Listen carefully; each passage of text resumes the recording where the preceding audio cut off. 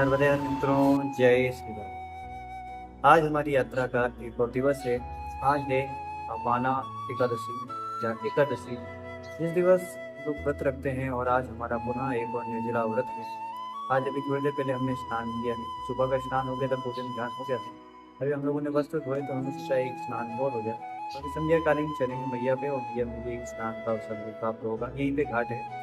हम आज उपस्थित हैं दत्ता घाट पे और ये दद्दा घाट, क्षमा करना, हम लोग दद्दा घाट पे हैं और दद्दा घाट पे उपस्थित है खाना में, और जो कि तिलवाड़ा से थोड़ा सा पहले है। और तिलवाड़ा घाट आगे पड़ेगा और तिलवाड़ा घाट उस पार पे मतलब उत्तर तट पे, परंतु इस पार पे उसको मानते हैं। काफी लोग उस तरफ भी कहते हैं कि तिलवाड़ा घाट इस ओर भी है, परंतु तिलवाड़ा घाट उत्तर तट पे है और हम लोग अभी उपस्थित हैं दक्षिण तट पे।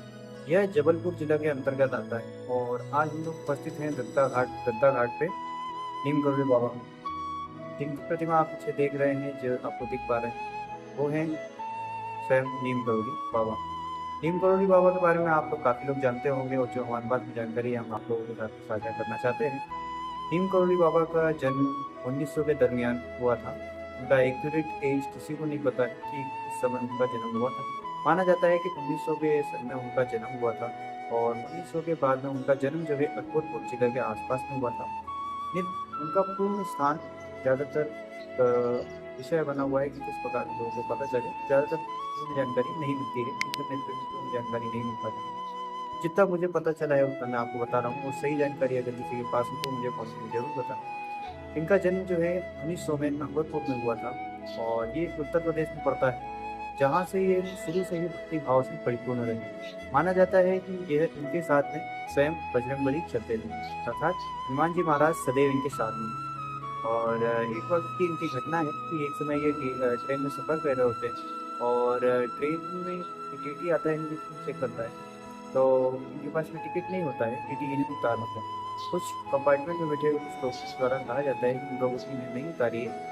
ये उनका परिचय देते हैं, पर उसको टीटी पहचानता है और इन्हें उतार देता है। टीटी के उतारने की वजह से बाबा जी किसी से नाराज नहीं होते। बाबा जी स्टेशन पर उतरते हैं और जाकर बाहर चाय की जो डब्बी होती है उसको लेके बैठते हैं। वहाँ पर बैठे रहते हैं, चाय पीते हैं। वहाँ के चाय वाले जो प्रभु जी हैं बाबा को पहचान जाते हैं, वो भी चाय देते हैं।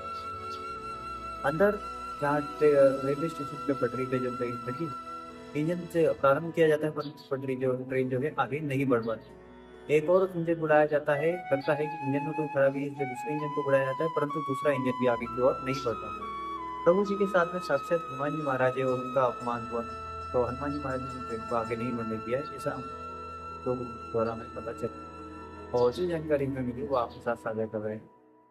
कुछ समय के बाद में जब कंपार्टमेंट के लोगों ने कहा टीटी से कि प्रभु जी ने आपने बाहर उतार दिया है, उनका अपमान करके आप उन्हें बुला लीजिए, ये ट्रेन स्वतः ही चलने लगी। टीटी और लोको पायलट जाते हैं और जिन बाबा को लेके आते हैं और सम्मान पूर्वक उन्हें ट्रेन में बिठाते हैं और उनका टिकट बनाते हैं। उसके बाद तुरंत ही जैसे ही नीम करौली बाबा ट्रेन से चलते हैं वैसे ही ट्रेन आगे बढ़ने लगती है। ट्रेन स्वतः ही सिंगल इंजन पे आगे बढ़ने लग जाती है। जहाँ डबल इंजन ट्रेन को नहीं खींच पा रहे थे, वहाँ सिंगल इंजन में ही ट्रेन स्वतः ही आगे बढ़ने लग जाती है। और इसकी जानकारी आप यूट्यूब पे और पता कर सकते हैं। इसकी कितनी सच्चाई है, कितनी हम आपको जानकारी दे पा रहे हैं, तो वो जानकारी आपको यूट्यूब पे मिल जाएगी। हम अभी बाबा के बारे में बता रहे हैं, जैसे कि बाबा जी से मिलने के लिए विदेश से बड़ी बड़ी हस्तियां आ चुकी हैं। जैसे कि हमने कुछ हस्तियों के नाम हमारे पास में लिखे हुए हैं। तो बाबा से मिलने के लिए एप्पल के मालिक स्टीव जॉब्स भी आ चुके हैं। जब उनको तंगी थी या वो मानसिक तनाव से चल रहे थे, तो उस समय में वो नीम करौली बाबा से मिलने के लिए आए थे और उस समय उनका मन को शांति प्राप्त हुई थी, उन्होंने अपने बायोग्राफी में बोला है।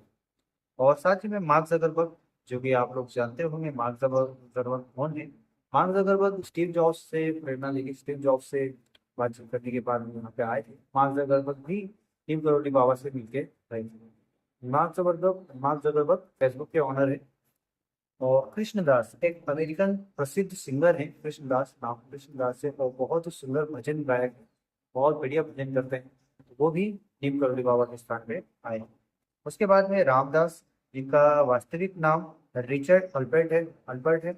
आप इंटरनेट पर सर्च कर सकते हैं, वो भी नीम करोली बाबा के दर्शन करने के लिए आए थे।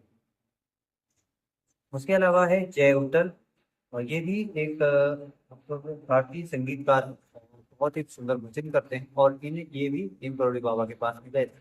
और आज के समय पे सर्वप्रसिद्ध लोक प्रसिद्ध जो क्रिकेटर है, जिन्हें आज सब लोग मानते हैं, विराट कोहली, जो सबको अपने क्रिकेट के द्वारा अपना दिल जीता है, जिन्होंने लोगों का।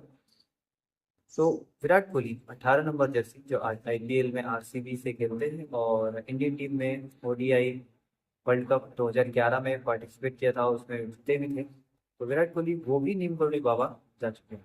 आज हम नीम करोली बाबा के एक स्थान पे दत्ता घाट पे हैं और अच्छा लग रहा है कि हम बाबा के एक स्थान पे हैं। हम कभी जाना चाहते थे कि उनके धाम हम जा सके। इनका मुख्य धाम केची धाम है, जो कि बहुत ही सुंदर सकारात्मक ऊर्जा से परिपूर्ण है। यहाँ पर 15 जून पर एक बड़ा ही भंडारा स्थापित होता है। 15 जून को एक भंडारा यहाँ पे ऑर्गेनाइज किया जाता है वहाँ के संस्था समिति द्वारा। और यहाँ पे भंडारे में अनेकों लोग आते हैं, देश देश से विदेश से यहाँ पे लोग आते हैं भंडारे के लिए। महाराज जी को महाराज जी नाम से भी संबोधित किया जाता है और उन्हें कंबल भी भेंट किए जाते हैं इस स्थान में। प्रभु जी की ये महिमा हमें बहुत अच्छी लगती है। इनसे माना जाता है कि स्वयं बजरंगबली जिनके साथ में है तो वो स्वयं हरि है। आनंद आता है इनके साथ में, क्योंकि हरि हर हर शरीर के अंदर हरि वास करते हैं, परंतु उन्हें केवल पहचानने की देर होती है। आज हम उनके स्थान पर हैं, हमें बहुत अच्छा लग रहा है। यहाँ का वातावरण भी बहुत ही अनुकूल है, शांति प्रिय है और सकारात्मक है। बिल्कुल ऐसा लग रहा है जैसे कि हम, हो सकता है कि केची धाम के निकट ही हो सकता है कि हम बाबा के असली धाम के निकट। ये धाम भी है उन्हीं का और हम भी हैं उन्हीं के। प्रभु हम पर बस कृपा बनाए और हमें एक बार केची धाम बुलाए। नमामि देवी नर्मदे नर्मदे। जय श्री राधे। यदि भी कोई जानकारी गलत हुई हो तो उसके लिए क्षमा। जितनी जानकारी हमें प्राप्त हुई थी उतनी जानकारी हम आपके साथ में साझा कर रहे हैं।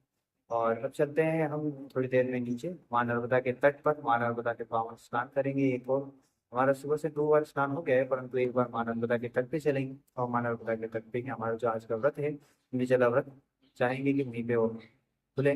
परंतु संध्या काल के बाद में हमें पूजा करनी होती है, तो जब वहां से लेके यहाँ ऊपर आ जाएंगे और यहाँ पे अपना व्रत खुलेंगे। नमामि देवी नर्मदे नर्मदे हर। जय श्री राधे।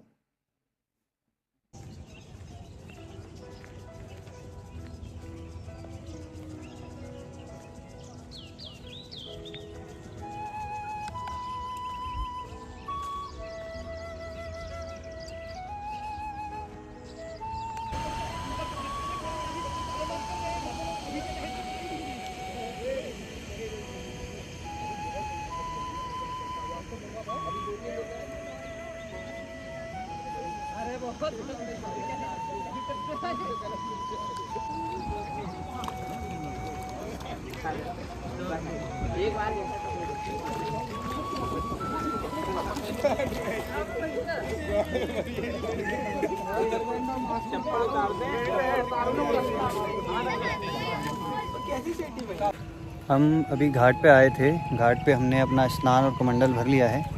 घाट पे अत्यधिक भीड़ है और जितने भी प्रभु जी हैं बहुत ज़्यादा मस्ती कर रहे हैं, तो वहाँ पर वीडियो बनाने का हमको वैसा नहीं लगा, तो हम वीडियो नहीं बनाए वहाँ पे।